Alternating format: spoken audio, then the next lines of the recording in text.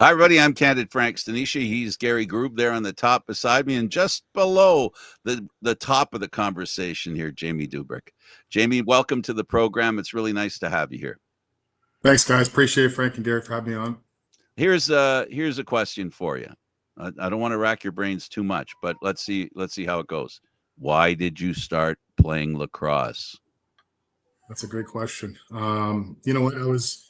I think I was around 3 years old, and my mom put me in just kind of out of the blue. We went down to like one of those try lacrosse for free things, and my mom was trying to put me into sports. My mom was kind of that person to do that. My dad passed away when I was a little bit younger. My mom was always there and kind of threw me into lacrosse around 3, and I never stopped. What kept you in?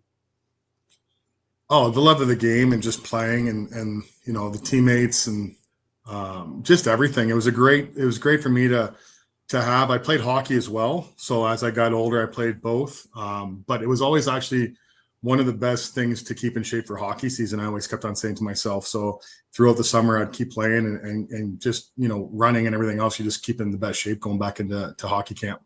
And then you decided to stay in lacrosse, and you know, you're a former player and now a coach. Yeah. What brought you to coaching?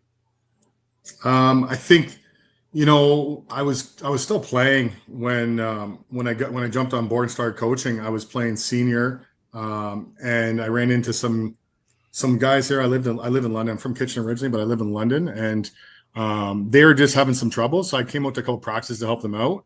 And then it was just that thing, giving back to the game was a big part, was just trying to help out and give back to what I kind of had growing up, and had some good coaches to kind of keep me the way, you know, show you the way through.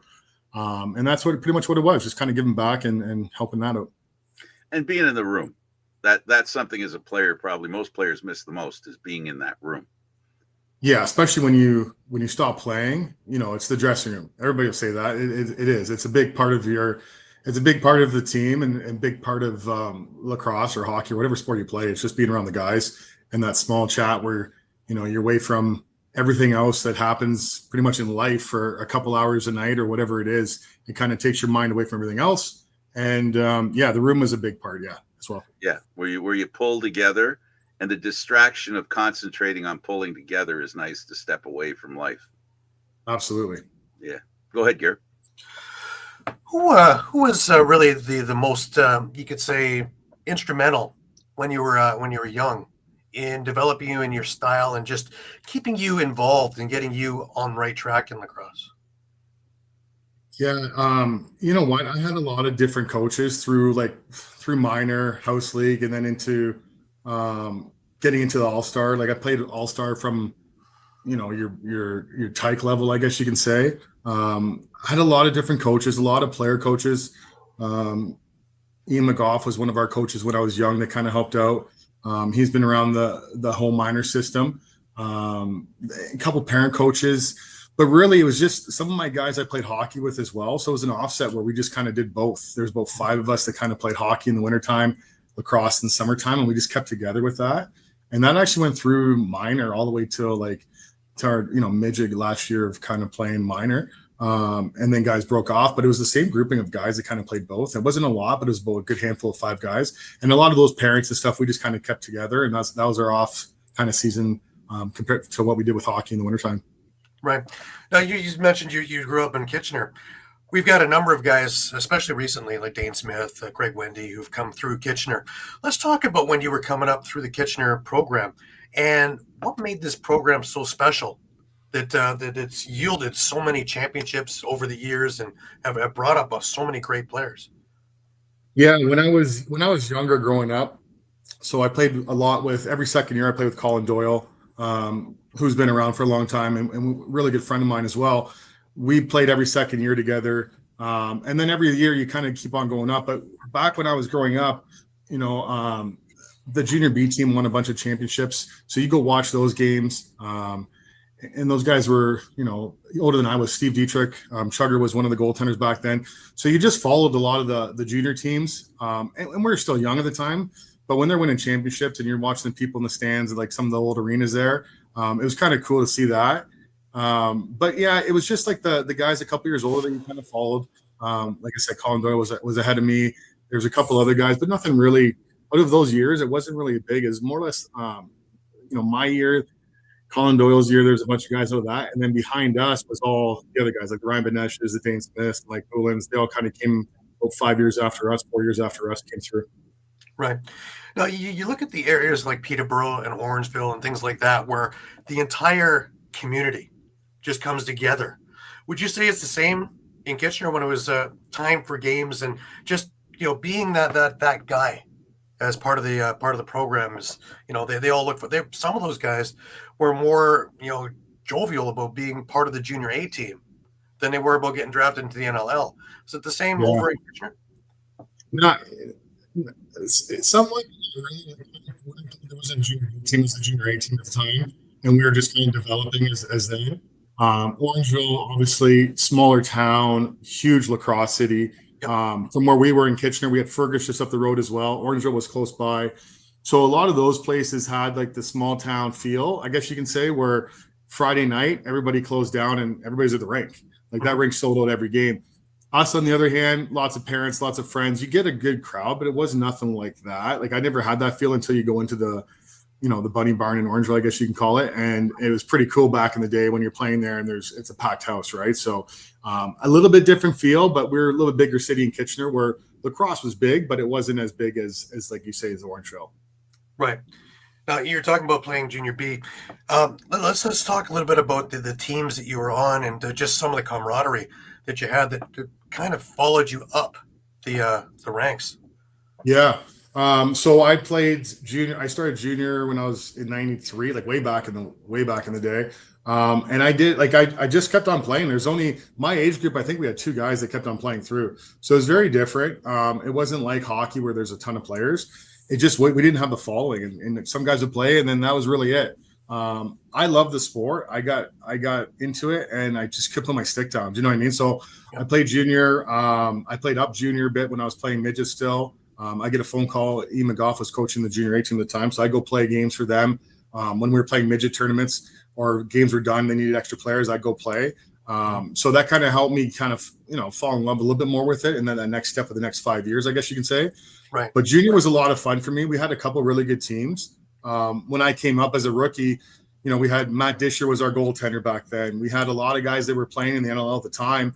Colin Doyle, Phil Weatherup, Josh. We had a bunch of guys that were in that stage of the next stage, I guess you could say, of going to there. But it was great. Like I had a lot of fun. Those are a lot of memories I will never take away from me. We had some great teams there. And we had some really good coaches as well. And then things changed. And you kind of, okay, what am I going to do after junior? Or am I going to get traded my last year of junior? Or how's it going to go that way? But I really wanted to stick. I was a Kitchener guy kind of through and through, and I didn't really want to go anywhere. But yeah, that was my kind of junior career. Right. Jamie, sorry. Hang on, Gary, please. Thank you. Sorry for interrupting. Jamie, I wanted to drill down a little bit on Kitchener to make sure people understand how lacrosse fits into every community. It's really a sport that thrives in places that, for example, doesn't have a junior team or doesn't have, when it becomes something that it's all about lacrosse, like Orangeville. With the Kitchener Rangers, they're a pretty popular junior hockey team. So you're basically sharing that pool. I just wanted to express that to people. It isn't about the game of lacrosse. It's about what's available in the community. Yeah, you're correct there. The Kitchener Rangers are big, obviously. They still do great. They get 6,000, 7,000 fans a game.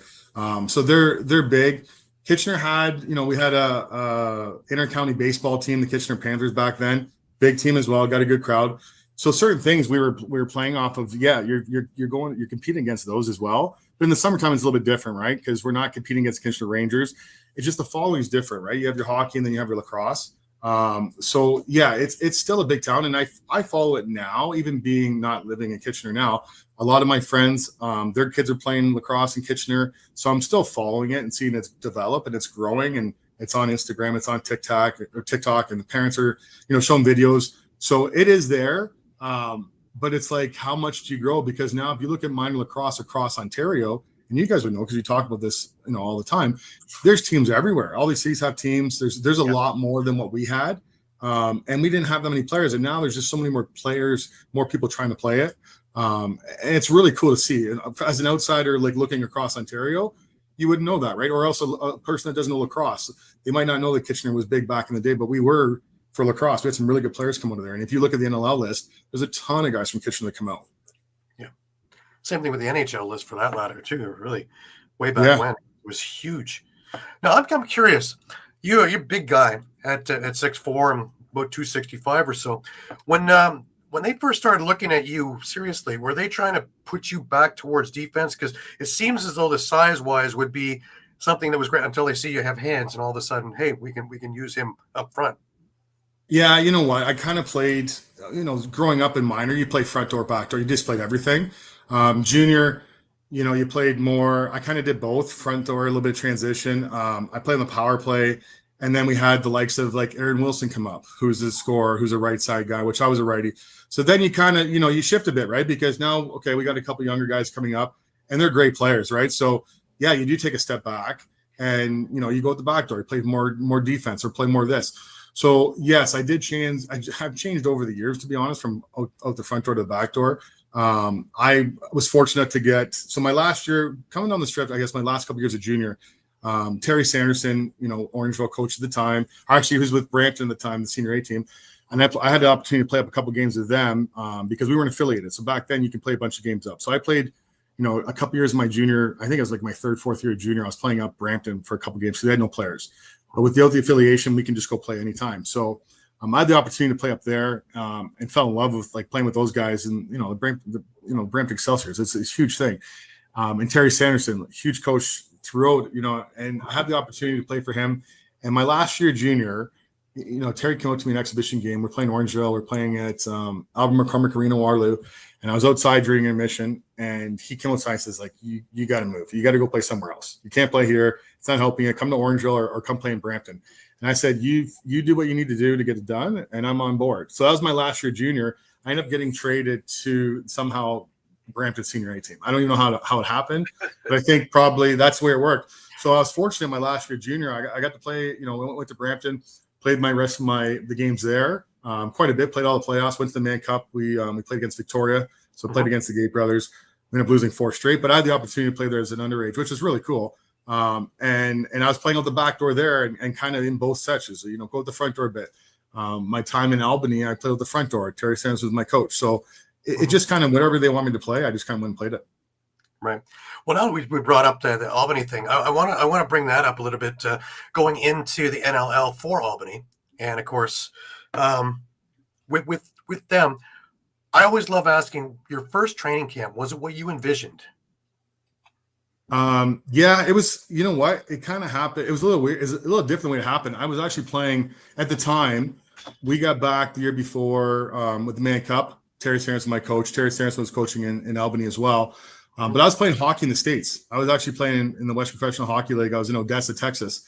And I was kind of getting shipped around that league for a bit. I came back. I didn't really stay the whole league because I still had a year left of junior eligibility in Ontario. But I had a tryout down there, played down there for a bit. When I came back, Terry was like, do you want to play in the NLL? And he's like, are you going back to play hockey? And I said, if you give me a contract, I'll stay. And that's what kind of happened there. So I got a contract, ended up in Albany. And you know what? It was very similar to playing in Brampton. We had a lot of Brampton players there. Our coaching staff was the majority of the Brampton. We had Bob McMahon there, Terry Sanderson. So it was nice to have those guys there because I knew them, and a bunch of our players as well. Like Dan T, we had a couple, Brian, there's a bunch of guys there, not to name a couple, but it was kind of like playing at home in the summertime. The camp was really good, but it was very different back then because we only had, I think there's 8 teams in the league. And then we had, you had the 2 practice guys. Now there's 4 practice guys. So it was just different. It was a smaller group and everybody treated you like you were one of the players. So yeah, training camp was good. It wasn't like it is now. I can tell you that for a fact. I think it's a little bit different back then. And now it's more, consistent where you get tons of guys come to camp. Back then it's pretty much your team plus a couple extra runners. That's really it. Right. One of the things that guys start talking about now is that from junior to going to the NLL camp, the speed difference is like, holy smokes. Like I knew we were playing quick, but wow. And the guys like a Jeff T, who just envisions the game so much slower than everybody else. You can almost see it in slow motion, whereas other people are like, "Oh, this is going like like a pinball." When you first got up there, was it the same? Well, a little bit. Like, it was a lot faster, but I was also playing summer ball, and you're playing senior A for a bit. It kind of gets you ready for that, I guess you can say. Yeah. Coming out junior, it's a big jump, right? But these guys are, like, I had Josh Anderson on my team, Dan Teat. You watch these guys throw the ball around, and it's pretty crazy, right? And they're good. So yeah, the speed is a lot faster. The transition game's a lot faster. That's when they kind of turned into that transition game. When I jumped to senior A, puts you in the gas of where the transition game kind of comes into play. But then when you get to the NLL, it's all transition, right? So yeah, it was an eye opener to that, and it is a lot faster. But sometimes when you're a player and you have the skill / somewhat the speed, you fit in pretty good. You know what I mean? It's not like you're completely standing there like a sore thumb. You can fit in there and actually get and be productive, I guess you can say. So that was a good thing, where I wasn't just like just out there not doing nothing, but I actually kind of fit in. But it is a lot faster. Right. Now, you lasted a little bit, but then you got hurt. Is that when the coaching thing came to mind? Is like, yeah, I can give back this way instead of going that way. Yeah, you know what? I got traded to Columbus in the off season after that year. I was up and down on the practice roster in Albany. Got traded to Columbus. After that, was injured. So my NLL was kind of done then, because I was still hurt. So I took a season off or two. I was playing senior still in Brampton. I ended up getting trained to Six Nations in 2003. When I got traded to Six Nations, they were in a different world where they were trying to go back to being all native. I liked it there, had a great time there. Some really good players, made a lot of friends there. It wasn't like I didn't want to play there. I just kind of fell a little bit on the outside. Ian McGough at the time was coaching in Kitchener. I ended up going back, playing senior B for a couple more years, won a couple President's Cups there. That's when I got into coaching. When I went back there, I started coaching. So that was the year 2003 when I kind of started coaching and just got kind of get more involved in the back end. Right. Now, you won cups in 2003 and 2005. The Kodiaks were a fantastic team. And, something that I think is still missing, that they're not there now. Something that is higher. I think that they should be back. I agree, Gary. I wish it was still there. We had the senior B team there, and then, we had a good run. We went to 3 finals. Like we had a chance to win 3 in a row. We lost in the finals the one year, and didn't make it out west. But yeah, we had some good players there. A lot of NLL guys kind of stuck together. It would be nice to have a team back there, especially that area. With the senior B, because I know the senior B loop's kind of all over the place now. But yeah, it'd be nice to have them back in Kitchener. Right. Now, you hit MSL as a coach, and you spent time with Coburg. Let's talk about that. You put on the parka and off you go into the Coburg Community Center. Man, that's probably the coldest place I ever spent in summer in. Yes, love the place. Boy, oh boy, does that place ever get cold? It is chilly with the rinks next door. Yeah, no, I was coaching in Kitchener, and then Kitchener kind of folded / got reopened in Coburg. So I went back to Kitchener when Steve Dietrich was there. He was the GM. Yeah. He brought me back to coach there. So I was coach with him. I was there, I don't even know what years that was, 2010, 11. Then they ended up selling the team to Coburg, to John Webb. John messaged me, and I knew a bunch of the players, lots of young guys. So at the time, I was like, we just chatted, and I said I'd like to stick. If there's an opportunity to stick on, I know a lot of these kids, a lot of young guys too, and that's where that kind of development and watching these young guys and guys that were like the next stage of going to the NLL, which I really enjoyed to help coach and kind of put them in the right direction. So I ended up going to Coburg, and it was a lot of fun. I had a really young team there, and in that league, it's tough because you had 2 teams that were really good back in that day, right? We had Peterborough that was loaded. I guess Six Nations was just there, kind of getting there, but Peterborough was the team to kind of beat then. And you know what? With the young kids, it just makes you look at things differently, because you're coaching guys that are good players. They're just not the big names that are older veterans that have been around for a long time. And these guys are just getting their foot in the door with the NLL. So I enjoyed it. I had a lot of fun with it. And like you said, it's nice to kind of to talk to these kids, not just on the floor, outside of lacrosse as well, and kind of have the understanding of what they need to do to get there. And also like just kind of have them like, I've been there, kind of done that in a sense. And here's what you need to do to do that now. Right. Mm-hmm.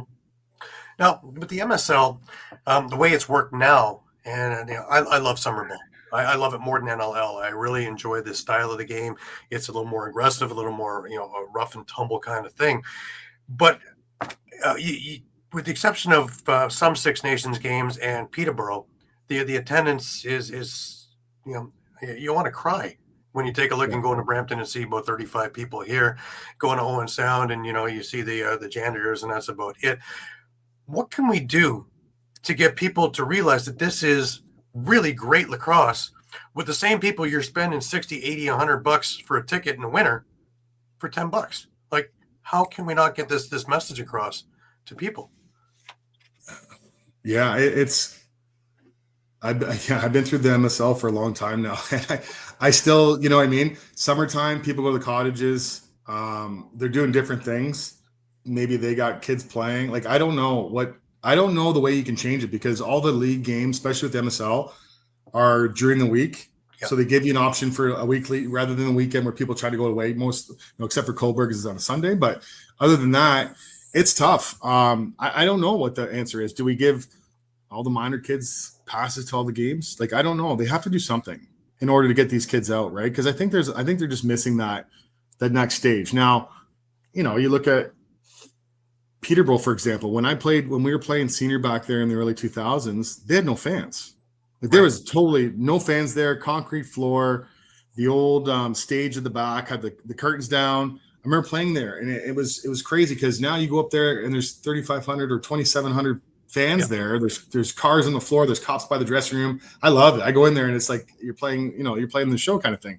So, and it's great for the players now when they go up there. I'm like, this is the biggest game you'll play because of all the fans / everything else, and it's pretty cool.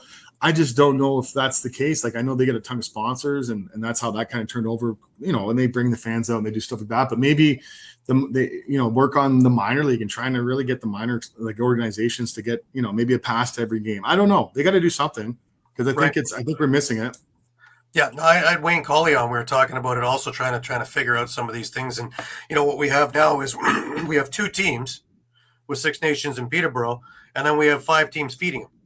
Because as soon as a player because they're the ones getting paid, and you got all the young guys. As soon as they have a name of whatever, off they go, and it becomes feeder leagues. And I know Coburg's had a number of great teams where now I watch these guys all over the league, and half of them are on Peterborough, half of them are in Six Nations, and it just, I for all the time and all the effort put in by these organizations, there should be some way to generate it. I know Brampton had a huge problem after Brennan Steele left, and once they weren't able to pay players, they became sell this off, sell that off, just to stay afloat and meet payroll and meet budgets.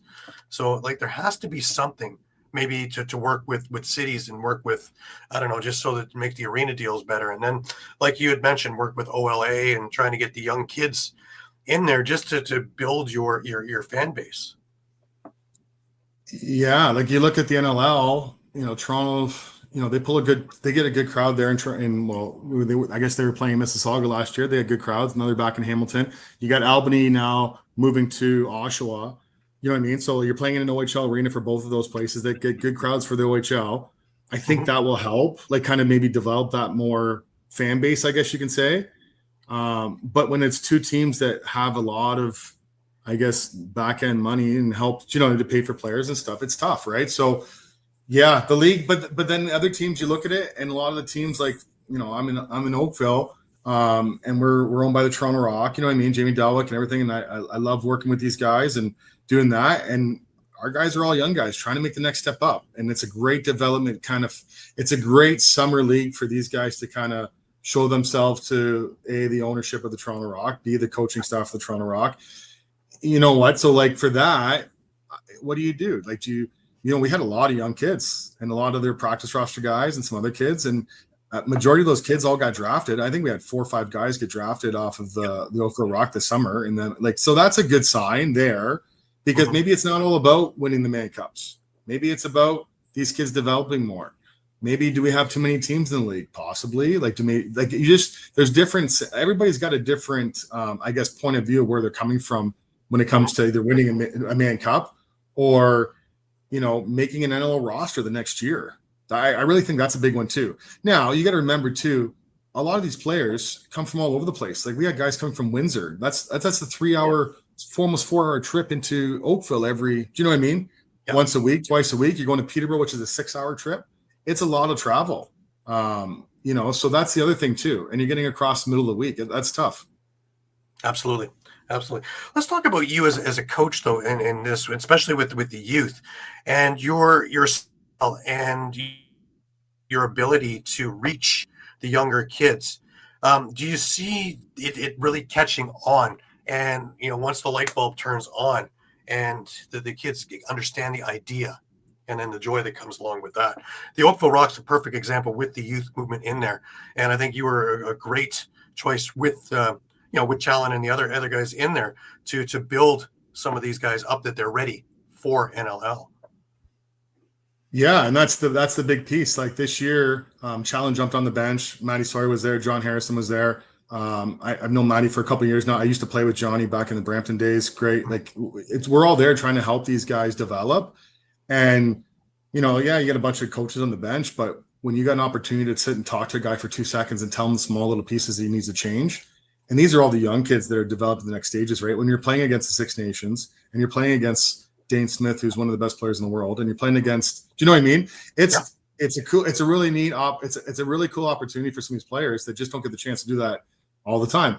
And now you can tell them small things like, hey, do this here, don't run this way, follow through here. It's going to make them better players, right? So that development piece was very enjoyable for the summertime. And I like it. I love working with the young kids and trying to, even a couple of small pieces of advice just to make them, see something differently or see the floor differently or run a little faster.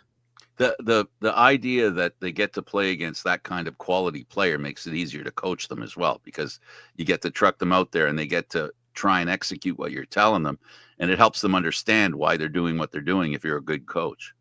Absolutely. And it's the small things, right? Because like you could load up a team, but if you're not gonna have a chance to beat the Peterboroughs or the Six Nations, this is the next best case scenario. Get all some young kids there, the draft picks that are the next steps out, and just develop them. And that's what we did, and that's what Oakville did. I think I give a lot of credit to Jamie Dowak for that and for what he's doing there and bringing these kids up and giving them an opportunity, right? Because now they get to see them all summertime too, and then they go to NLL camps afterwards, and you can see the development, see how far they've come, right?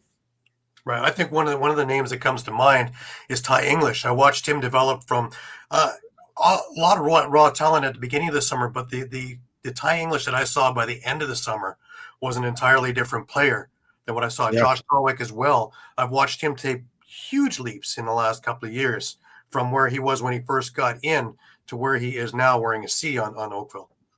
Yeah, absolutely. Josh took over the leadership role this year, and he was great at it. And he showed on the floor. He was our guy on the offensive side. The ball went through him a lot. You know what I mean? And you can see in the numbers. And he was great. He led the team. He was a leader in the dressing room. And that's what you need, especially for a younger guy too, with his next kind of phase into the NLL. Like he had a great season last year in Toronto, put up huge numbers. And I can't wait to see what he's going to do the next couple of years, because that's just going to benefit him. And then he goes to the summertime and being the guy in the summertime, right? Like you're the guy. Now going, here's the ball, go run with it. And he had a great summer. So I'm looking forward to seeing his next steps.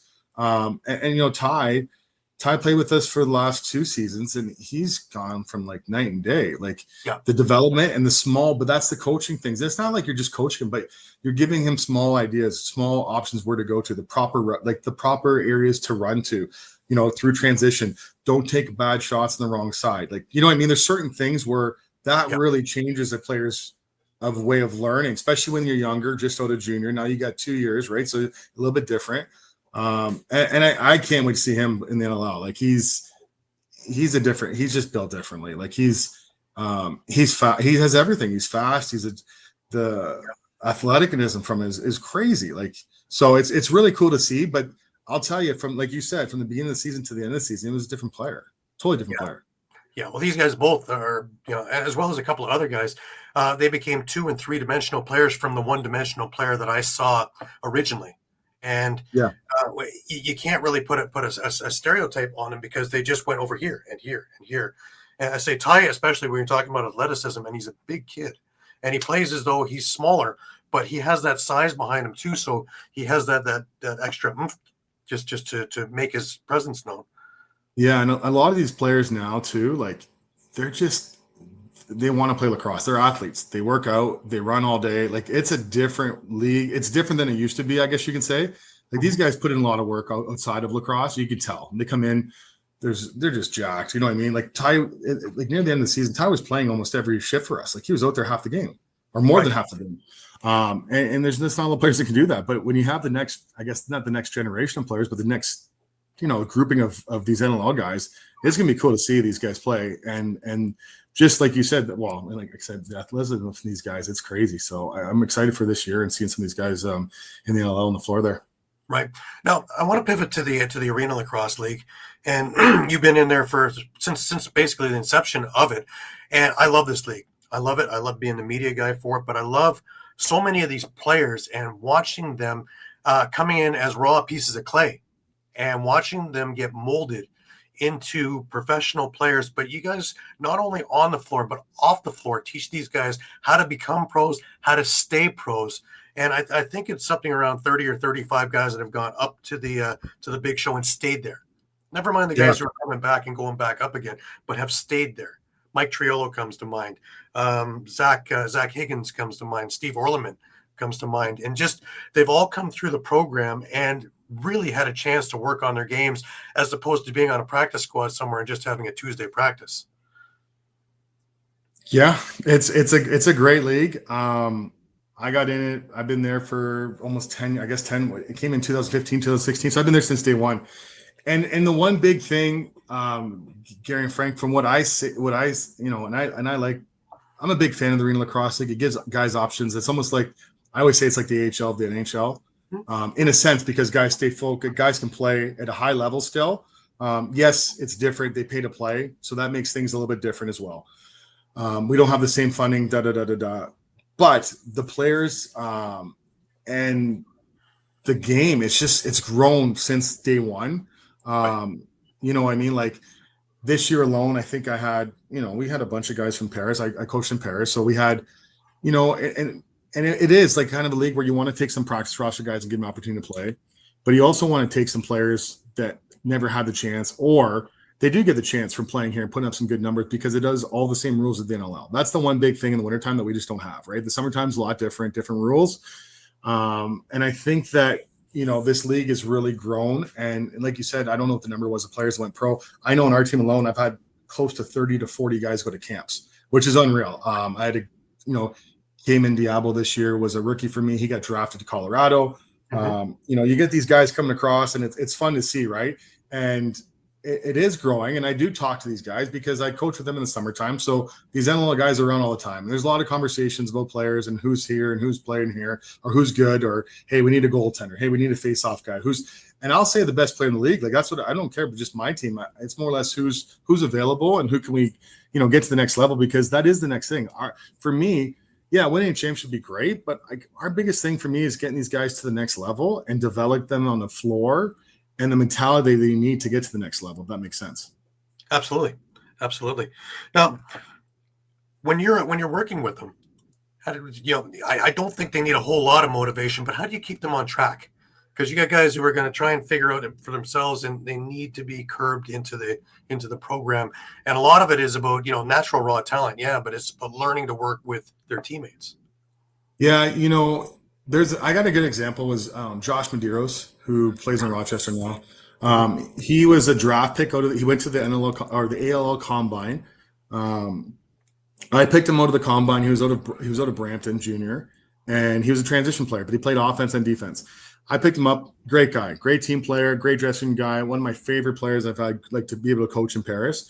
But I'll tell you, like me and Chris Driscoll is one of my assistant coach, and he's played a long time in the NLL, so we know what's the next steps of how we're doing this. But we just chatted with him and we're like, listen, like you need to lose 20 pounds, and this is where it comes down to. You need to get a trainer this summer, personal trainer, and you need to put in the effort, because if you put in the effort, your talent alone, you're going to play in the NLL. And I kid you not, Josh came back the next season, lost what he needed to lose, worked on his stuff, and he made Panther City. I think he scored 22 goals his first year, 21 goals as a transition player. That was his first year. You know, he went to a couple camps. He went to Buffalo camp, he went to Calgary camp, and his practice roster, I think, a little bit there. But playing with us, and that was the biggest thing. So for him to sit there and look at us and say, "What do I need to get to the next level?" and actually do it is a huge compliment to him. But it's also to some of the coaches that we have in the league. Like, hey, here's the small things. You have all the talent in the world. You just need to get in shape now, or you need to put that next little thing here. And he did it, and that's one of my examples. And I say about him all the time. He's a great guy. But that's something you have to do. And it's tough to tell a player, like, hey, you need to get in shape, or hey, you need this. But we've been around that game. We've been around the coaches. We've been around the GMs. That's what they're looking for, right? And if you're not fitting in there, you're not making the team. It helps also in combining two players that have the same interest, playing on the same team, same floor. They motivate each other. Absolutely. I would think one of the biggest problems you have there is, because guys are going up and coming back, is to keep a steady team. Because you're losing guys this week to this team, you're losing guys that next week to the other team, and trying to keep, number one, keep the roster full so you don't wind up with 12 runners and that's it for the game. That doesn't make for a fun afternoon either. But to try and keep, well, there's been a number of those games I've watched, but Yes. where you can't gamble on it because you don't know who's going to be there until the first face-off. But it's just the coaching style of how to keep everything going no matter what lineup you got. Yeah. But that's some of your veteran players that you have that help out. Do you know what I mean? Like, that's where they can kind of bring in that veteran stuff. If you look through the ALL rosters, there's a ton of guys that play in the MSL. You know what I mean? Which is great. That's senior A, highest level that you can play in Ontario, like in the summertime. So we do have a lot of those players there. There's a ton of ex-NLL players that are trying to get in another tryout, or they got released. They just never fit in somewhere. And when you have these guys in the team, it kind of draws everybody else together because, hey, I played here, but now I'm playing in this league. Do you know what I mean? So the other side of the coin, though, is that, yes, I lose players all the time. I had Luke Robinson on my team last year, and he was a practice roster with Toronto. I lost him half the year. Marley Angus, same thing. The last couple of years, he was with Toronto Rock. I lost him all. Like, you just lose them, and then all of a sudden playoffs come and they're traveling. It's just what happens, right? And it happens to all the teams. It's tough because your roster do look different all the time.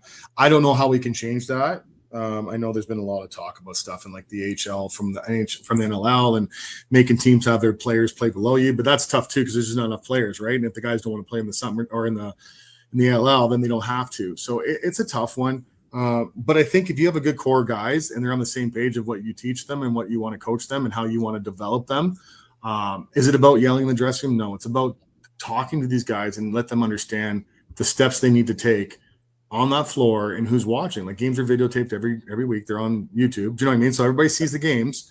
And there's NLL scout, there's scouts out there. There's GMs watching.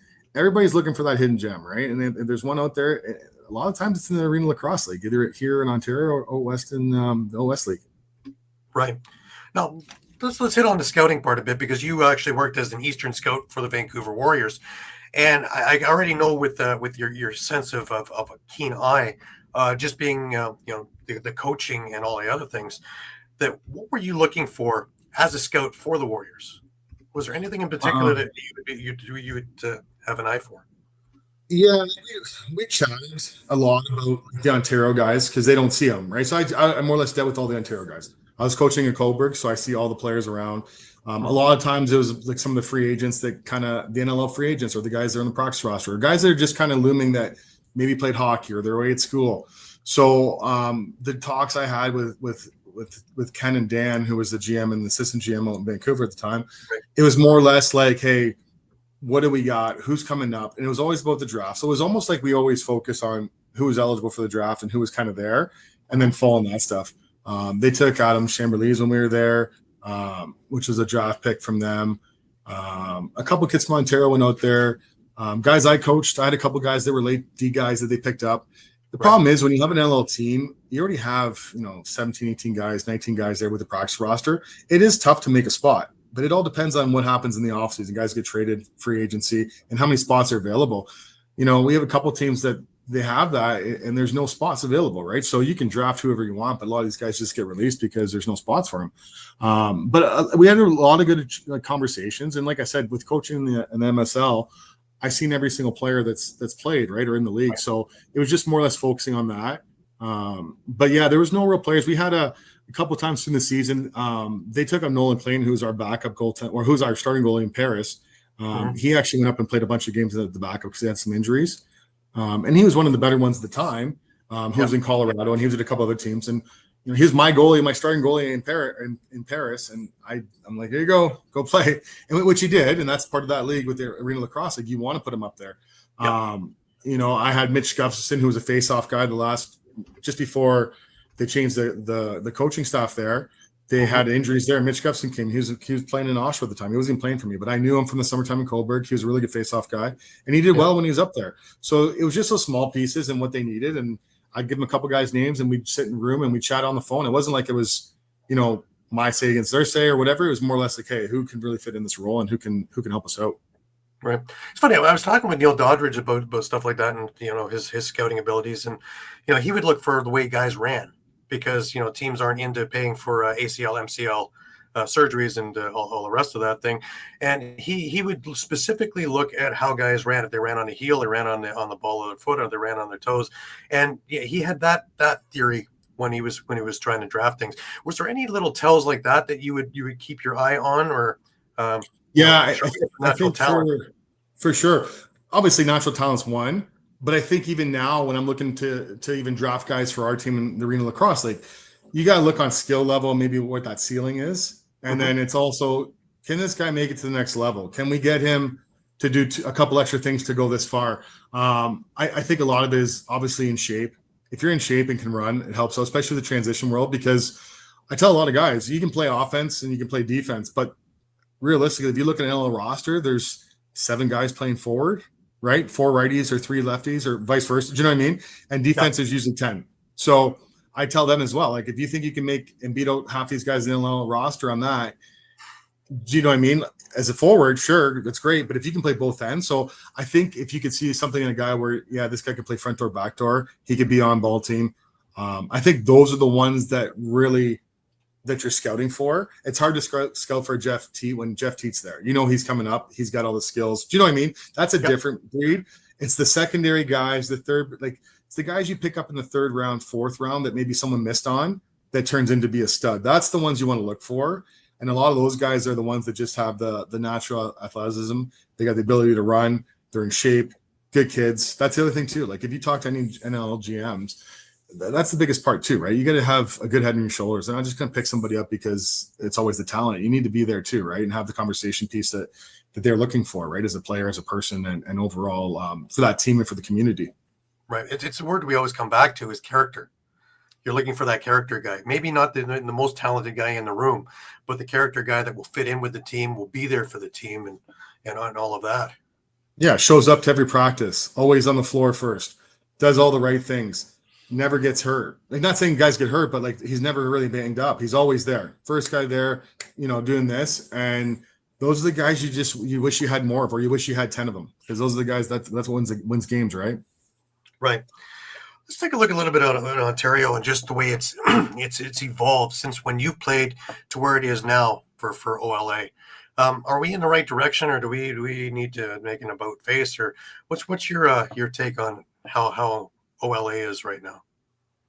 In the sense of, like, in minor or junior, senior? I would go with junior, really, but minor is something that I think that we don't put enough time or effort or money into. I always harp back to grassroots. It's one thing for the club teams and junior teams who get the money for the guys who are going to go to the NLL. I always worry about the guys who have no interest in being a professional, but just love the game and want to play it with their buddies and on the weekend or whatever. And the kids, same thing, and that's your future. That's your fan base, and that's how it continues. Yeah. Minors, I think minors going in the right direction. I just look at the numbers. Do you know what I mean? Like, if you look on stuff, they say the numbers are down a bit, but when you look at all these brand new cities that have teams and the divisions now, it's very different when you look at the A division, and then there's like a C division, D division. All that stuff's new for me. You know what I mean? When you're looking at it, because I'm like, oh, geez, there's way more out there, which is really cool to see. I think the females in lacrosse is amazing to see, and how big that's getting now. Like, that's huge. My daughter, she's 6 and she's into, like, she loves field lacrosse. And here in London, we didn't really have it. And it's starting that we had a come try lacrosse this past September-ish, and it was great. And she loved it. and hopefully we have a team for next year. But that's what happens too, where these places just don't have coaches, and that's where I think this whole question comes back to like where we are from a minor to a junior. I think a lot of the coaching, I think that there's maybe not the right, or they don't have coaches, and I think that people that play the game, I think, or players, ex-players need to kind of give back or help out. But you are starting to see that, because I see that circle already, right? So it's really cool to see these guys helping out and bringing programs from nothing and actually building them up. Right. And I really do think that all the smaller markets have a huge say in how this all develops and works its way towards the ALL, works its way towards the MSL, to the NLL. When all the markets are working hand in hand together, then I think everybody starts seeing the benefits of it all.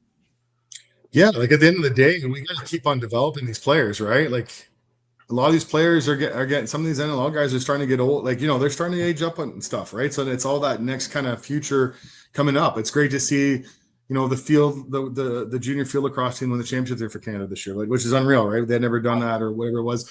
That's awesome to see. And it's awesome to see it grow like that. But as you said, like it does have to start minor and then into junior. But some of these junior kids, they just stop playing, or they go play hockey, or they get cut from the junior A team and there's no junior B team around. Do you know what I mean? That's the other thing too, right? Like some of these kids don't have anywhere to go. So what do you do? Do you I don't know. Like that's the other thing. I know there's a junior or the senior or the junior C. There's other leagues now that are growing, but maybe there's not enough around where these kids want to play. And I don't know if that makes sense to bring more in. Because I think sometimes it's maybe too watered down, where back in my day, we just had junior A. There's a little bit of junior B, but there wasn't much in our area. And it was just really the junior A loop, a junior B loop, and that was really it, right? That was it. And then if you're not playing, you're not playing. Right. There's also that issue of people who can't play in Barrie have to travel all the way to Newmarket to try and get a team. That's a long way to go just to play, when you're not really looking at going to the next level. Yeah, and I bring Windsor as an example, because Windsor's always had a good junior. Let's just say Windsor only had a good junior B team for a long time, but their closest junior A team would be Kitchener, which is like a 2.5 hour drive. You know what I mean? That's like almost a 3 hour drive. So it's hard when you have guys that have to travel so far to get to that highest level. But it's just reality where you live, right? And I know some kids move for the summer and they do that, which is great. But how else can you do it? There's our Ontario's growing. Like look at this year with Nepean, like the last couple of years has really grown as a junior team, and you're just starting to see like the small parts kind of grow. Do you know what I mean? Starting to grow. I know Coburg, I think it was their midget team, the Nemesis, and I don't want to say that wrong, but they had a great I think it was the provincials. They went to the finals. Like that's really cool to see. And I know it's all outskirts of Whitby and all the way up that way, but it's great to see other places come out of nowhere. And then the coaching that's there, right? Like it helps when you have good coaching, and it helps when you have people looking out for these small towns and growing them. But I think we're in a good space. Like I really think lacrosse is, and I still say this, but I think it's still booming. I think with everything that's coming down the road, with the NLL back now, with their agreements, that was a tough one, right? With the CBA and stuff. Yeah. So I'm glad that got cleaned up and that's starting soon. And, a lot of guys are reaching out to me about stuff and opportunities and about the Arena Lacrosse League and next steps. And it's really cool to see. So I'm really looking forward to the next couple of months and getting things going. Right. Now, we have Olympics down the road also in 2028. What's your thoughts on sixes? I just watched that one we were just talking about before the show. I watched that one, and it was really cool. It's a totally different game. Like it's up and down, up and down. I think for a sports person to watch it, I think they'd be intrigued by it and kind of, I think it'll catch people off guard because it is so fast, and you're just watching like this ball's moving like crazy. I liked it. I thought it was really cool. I think it's a good opportunity, and I think it should have been in there. Lacrosse has been around forever, and it's unfortunate it hasn't been. It's taken this long to get to the Olympics, but really looking forward to that. And I think it's a really huge opportunity for Canadian lacrosse and for the world to see one of the best sports on 2 feet. Right. It's funny, that it raises the curiosity in your mind of somebody who loves lacrosse and played for a while. So it kind of refreshes the idea, doesn't it? Even for the ones who already know it. Yeah, like it's kind of neat when you talk about lacrosse or someone says, "What do you do?" and play lacrosse, and they don't know what it is.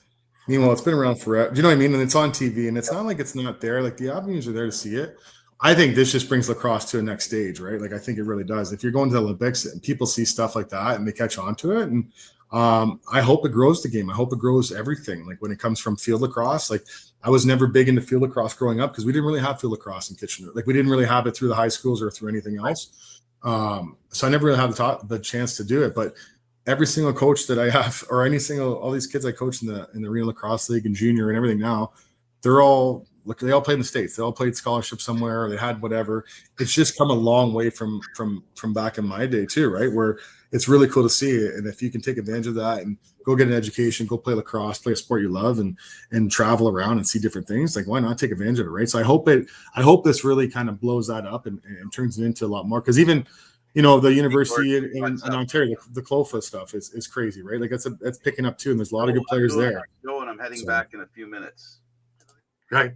No, I agree with the CUFLA stuff because over the last couple of years, we're seeing more and more guys getting drafted who are making a name for themselves in Canadian universities. And there, I know with Scott Fox being the commissioner and Tom Bolesky being the deputy, that is working with their Rolodexes and bringing it more to the forefront, trying to get it more on YouTube and on TV, and more about the Begataway Cup and things like that to really put it to the forefront to get these guys looked at.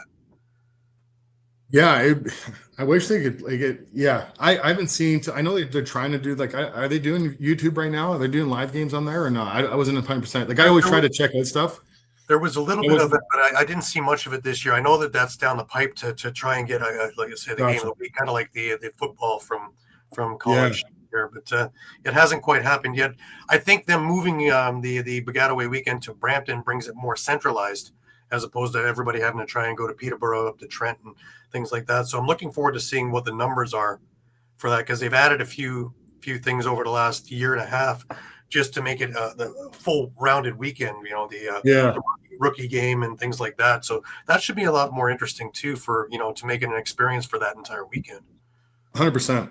I think the league is pretty. Like I think it's growing obviously from where it was. Mm-hmm. Living here in London, I know a bunch of the coaches that were coaching the Western team here, and they won a bunch of championships over the years. The last couple of years, a lot of good players come from there. So I kind of follow that, but then I follow the Guelph teams and everything else, because when it comes to the Arena Lacrosse League, a lot of my guys come from the colleges. They all play university ball. So it's kind of neat. And like you said, there's a lot of NLL guys that are playing there. And then some of these kids that come back from school in the States that have a couple of years left of eligibility, they're all going to play somewhere, right? So it's kind of neat. And there's some really good players playing this year. A lot of talent.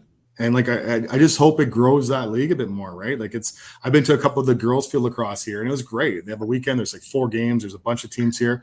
The televisation would be cool, or at least the YouTube where people can watch games. Right. I think that would be the next step, which would be really. I think it would help grow the game, obviously, on both levels of men's and ladies, and then just for the spectator to watch it, right? Rather than if you can't see it, how do you know it, right? Right.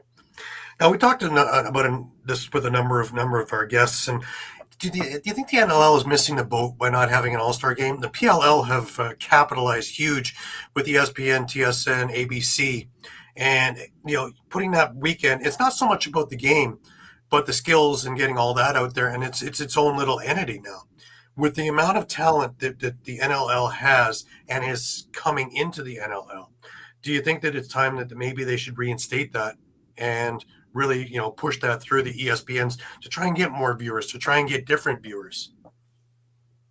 Yeah, anything they could do to obviously get the viewers and to help with getting more fans in games, I guess you could say would be beneficial. I think how long has it been since it hasn't been in? Like I think the last one was like 2007, 10. Yeah, I was gonna say way back in the mid 2000s. Yeah, you know what? It's one of those things. But if it's not televised, Gary, like how much more people are going to see it? It's gonna be one game where everybody shows up to. Do you know what I mean? I think if it was televised, the whole thing it would have to be an ESPN and thing is to get it out there, because otherwise there's no point. It has to get to the masses to see it. I think the good thing is right now, I've seen a lot of commercials for TSN for the NLL. They've been pushing a lot of commercials, which is great. I'm a sports guy in general. I love sports, but when I see those commercials, I get a little small because I want to watch those games on TV. And it's been tough the last little bit when the games are on YouTube or when they're on the ESPN app, and you got to go pay for it and you got to do this other stuff. I think a lot of fans just don't want to do that. They just want to pay. They just want to put on TSN and watch it, right? So, I think if they televised it and they did a little bit more on the back end, it'd be beneficial. But I don't know. Like, it's right now, you go to Buffalo, there's 17 to 20,000 fans there every game, or throughout the playoffs, everything else. There's some really good players playing there. Toronto's up the road where there's what they hold there, maybe 10. I don't even know what it holds there, 8,000 in the arena. Well, the Cops is 17,000, but they changed. don't sell the upper bowl. Yeah, I think they changed around a bit. So, but it's a pretty cool thing, and you're you can watch them live. I don't know. I just think that it's probably a couple years away unless they had a huge sponsorship and had it on TV. I just don't know if it makes sense to do it. Like, right. Just have them. Well, Frank, you had your idea there before, which was a great idea of having the champion host the game, and it would be them against the All-Stars of the league. That way, there's a little bit more to the game, and kind of what the NHL did years and years and years ago, and that way there's a little more skin in the game. That way, it doesn't become one of those pro football, touch football games or whatever, where you get 700 goals and really nobody's paying attention to what they're doing. Yeah, that's the one thing. Like, the NBA did it where, last little bit, it's just been kind of, they're just hanging on, I guess you could say. I think the NHL really succeeded last year by doing the Four Nations Cup, and it was huge, right? You do all the All-Star guys were from different countries. You throw them up there. That was a big thing, and that was huge for them. It'd be interesting to do it that way. But like I said, it's if you're doing a one-shot deal. Yeah. If you're doing a one-shot deal, but the NHL did a tournament kind of thing. Then that's a different story. Then you can do Six Nations. You can do U.S., Canada, and maybe then have some fun and invite a European All-Star team. Or have it, Canada versus the rest or something. Because there's a lot of Americans coming in. Maybe that's the thing for like the next couple of years where you're watching all these American kids come in and play that are the Brandon O'Neills that come in first overall the last 2 years.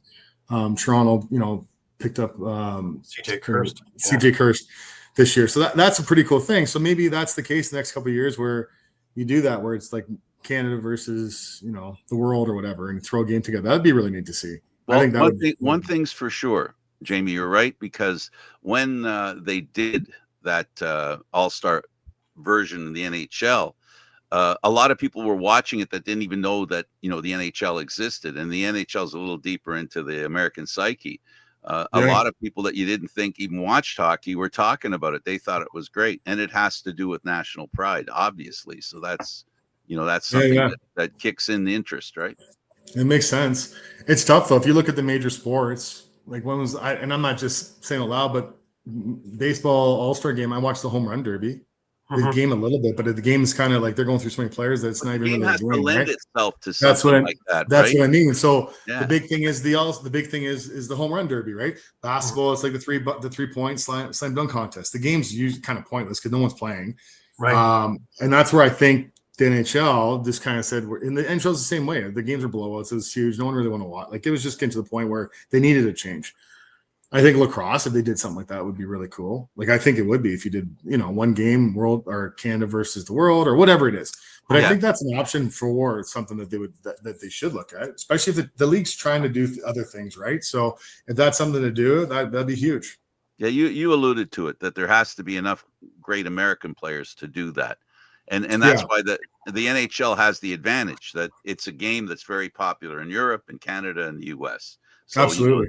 So that you got players to pick and players that people can say, oh, look at that great guy playing against that great guy, even though they're teammates normally. Like during the regular season, 100%. Absolutely. What advice would you give to young coaches who are trying to make their mark in the game? I think the biggest thing is to understand your players. You got to understand the players. I think you have to be on the same page as your players in certain senses. And I mean that is, you can't talk down to certain guys. You have to talk to them as like an individual. Yeah. On the levels, like coaching the senior guys is a little bit different. And you have to talk to them as a person. I think they listen better when you talk to them as a person and you understand what they're going through. We don't always know what people go through every day, right? They come to the rink, they show up. You don't really know what they've had or how their work day was or how whatever. I think that's a big piece, is understanding like your players outside of the game as well, because that kind of brings you onto the floor where you can understand them as they're here. Do you know what I mean? Yep. for me, that's my big thing. I talk to all my players. I'm an open book. A lot of guys text me, call me. We have conversations about stuff, families, everything else. But I think that's a big one. And then just understanding that they might not know everything. You have to teach them and put them in the right direction. Right. If it's a drill, if they don't know the drill, you can't stop the drill and get mad because they didn't do it properly. If you didn't show them properly. So for us, we always draw on the board quick, just, hey, we're going to do this, this, and this. A lot of times it's your veteran players that kind of help out. But that's for me is to really understand your players and have a good level of communication of what you want to see them do for practice / game, warm-ups, everything else. But you have to have them on a level page, like a level field as you and that understanding that way. Right. Finally, what do you want people to think when they think of a Jamie Dubrick team? What do you hope they say? You know what? For me, I like I said, I want them, like, we work hard. I want them to be like a hardworking team, obviously. But we're very, like, I don't know. We're competitive every time we step on the floor. I think that's the biggest thing is if you're not ready to compete, don't show up. Right. A lot of sportsmanship. Like, I don't want guys to be out there doing, you know what I mean? Play the game the right way. But for me, I coach differently in the summertime, the wintertime, to whatever. Like, it just depends on the team I have on the floor that night. I might have 10 guys, my next game, and it's a totally different coaching or how people see me. I'm very talkable, I guess you could say. People can come talk to me anytime when it comes that way. So I just want them, we put a hardworking team on the floor, but we're also there to do the work and to play the right way, I guess you could say. Jamie, you're just not that. I mean, I'm sitting here watching you and I'm going, here's a guy who doesn't have the ability to pump his own tires. I can't do that. You need help. Let's put it this way. Let me try this on size for you. All right. Every player that comes to you leaves a better player. There you go. I like that one, Frank. I appreciate that. Yeah. I know who I'm listening to, and I know how hard it is for you to pat yourself on the back. That's why you've never suffered from a separated shoulder. Have you? No, you haven't. You have? No. Have I? Have you ever patting yourself on the back? Pat myself on the back. Yeah, I know. But it's tough sometimes when you're you know what I mean? That's not me. I'm not about myself. I'm always about the other kind of stuff. Jamie, you're not unusual. That's what I'm getting at. Lacrosse players, people in lacrosse, it's always about the game. It's always about being involved. It's always about taking part. It's not something that derives a lot of credit or a lot of money or a lot of that kind of stuff, right? The best you can hope for in lacrosse as an ordinary chaser of the game is an education and maybe a little change playing for the National Lacrosse League, because it ain't a living. So there's got to be something else into it, right? Agreed. Absolutely. Right. Is the NLL on your radar? You've done MSL, you've done ALL. Is that still on the radar there that you like to hook on there, even as an assistant coach or hopefully a head coach? Yeah, if the opportunity ever came about it, I would definitely be 100% on board for it. It's just tough in the way it is now. The way the league is there's a lot of teams there. The coaching staffs don't really change too often. When they do, the teams bring in their own guys. So it's tough for an outsider from that group of guys to get in there, right? So yes, if there's opportunity, I would love to take my, be assistant coach or anything. I could be on the bench. But that might come. Who knows, right? At the end of the day, you just don't really know. I'll put my time in, with the Arena Lacrosse League, with the Oakville Rock, and whatever else happens this summer. And then down the road with my kids, like my little guy's 2, and my daughter's 6. So when they start getting into playing more, maybe I'll be coaching them the whole way up. Who knows? I'd love, at the end of the day, yes, Gary, I'd love to jump on a bench in the NLL. So if it does happen, that'd be amazing. If it doesn't, everything else is good. Yeah, you'll still be fulfilled. Absolutely. Listen, I really want to thank you for taking the time and talking about all kinds of different aspects of the game and your game and the state of the union and all the rest of that. So really, I appreciate the time you've given us. Yeah, thanks, Gary, Frank. I really do appreciate you guys having me on. And it's been a lot of fun. One piece of advice, get an agent. Oh, just kidding. You need somebody to pump your tires. I know. Darn it. This is what happens. Hey, listen, Gary, as usual, thanks for putting this together. And Jamie, Absolutely. Thanks for being the victim of our questions. And thank you for having so much interest that you do in the game of lacrosse. And congratulations on appreciating the game as deeply as you have from the time that you were a young child. We heard 2 or 3 years old till even now, and you're still thinking about the game. And thank you for doing that, and congratulations on all the success you've had. Awesome. Thanks, guys. I appreciate it. You're welcome. All right. He's Jamie Dubrick, and of course, Gary Groob. You've been watching NLL Talk. Thanks for watching, everybody. We'll see you again next Thursday at 4 o'clock. Thanks for watching.